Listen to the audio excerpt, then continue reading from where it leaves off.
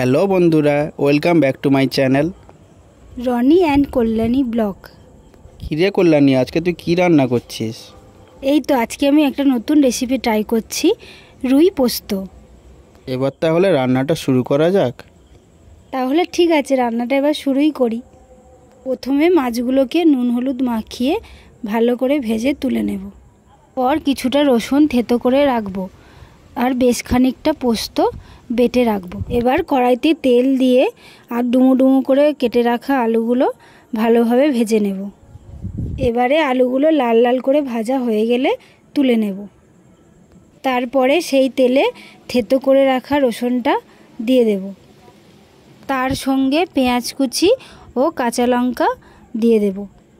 পেঁয়াজটা একটু ভাজা ভাজা হয়ে গেলে পোস্ত বাটাটা দিয়ে দেব।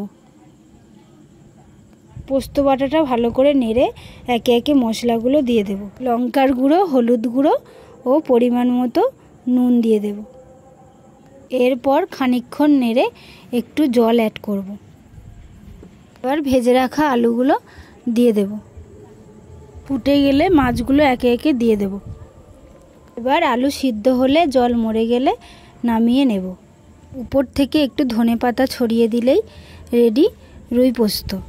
উফ, রেসিপিটা দেখেই তো আমার খিদে পেয়ে গেল।